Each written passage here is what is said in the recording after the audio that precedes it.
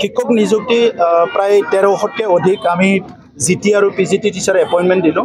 কিছুমান পোষ্ট ৰৈ গ'ল, কাৰণটো আছে আমাক যিমান লাগে ইমান শিক্ষক নাই, এই কাৰণে আমি কেণ্ডিডেট পোৱা নাই। ফেজ 2 কৰি পেলাই আমি জিটি পিজিটিটো আকৌ এপইণ্টমেণ্ট দিম।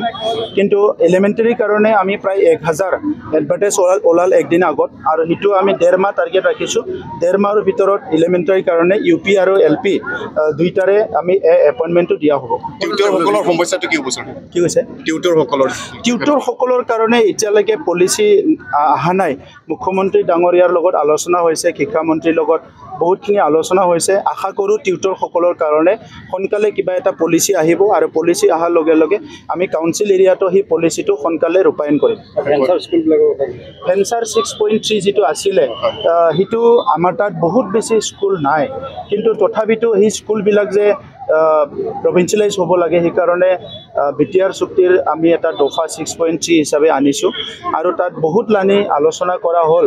মই BTR অঞ্চলত যিহেতু চুক্তিৰো এটা দফা, মই আশা ৰাখিছোঁ মুখ্যমন্ত্ৰী মহোদয়ে যিকোনো সময়তে আমাৰ এই যিখিনি LP ME হাইস্কুল বা জুনিয়ৰ কলেজ আছে, সেই কলেজো আছে কেইখনমান, এইখিনি অতি শীঘ্ৰে একবাৰৰ কাৰণে প্ৰভিঞ্চিয়েলাইজ কৰাৰ কাৰণে আমাক সহায় কৰিব বা অনুমোদন দিব, মই এইটো আশা ৰাখিছোঁ।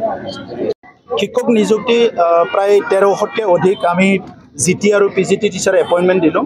কিছুমান পোষ্ট ৰৈ গ'ল, কাৰণটো আছে আমাক যিমান লাগে ইমান শিক্ষক নাই, এই কাৰণে আমি কেণ্ডিডেট পোৱা নাই। ফেজ 2 কৰি পেলাই আমি জিটি পিজিটিটো আকৌ এপইণ্টমেণ্ট দিম।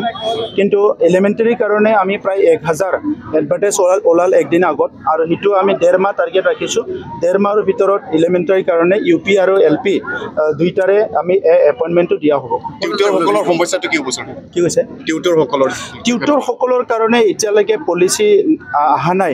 মুখ্যমন্ত্ৰী ডাঙৰীয়াৰ লগত আলোচনা হৈছে, শিক্ষামন্ত্ৰীৰ লগত বহুতখিনি আলোচনা হৈছে। আশা কৰোঁ টিউটৰসকলৰ কাৰণে সোনকালে কিবা এটা পলিচি আহিব, আৰু পলিচি অহাৰ লগে লগে আমি কাউন্সিল এৰিয়াটো সেই পলিচিটো সোনকালে ৰূপায়ণ কৰিম।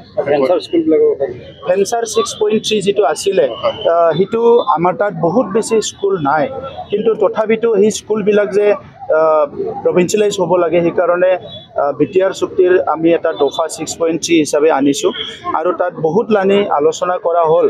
মই BTR অঞ্চলত যিহেতু চুক্তিৰো এটা দফা, মই আশা ৰাখিছোঁ মুখ্যমন্ত্ৰী মহোদয়ে যিকোনো সময়তে আমাৰ এই যিখিনি LP ME হাইস্কুল বা জুনিয়ৰ কলেজ আছে, সেই কলেজো আছে কেইখনমান, এইখিনি অতি শীঘ্ৰে একবাৰৰ কাৰণে প্ৰভিঞ্চিয়েলাইজ কৰাৰ কাৰণে আমাক সহায় কৰিব বা অনুমোদন দিব, মই এইটো আশা ৰাখিছোঁ।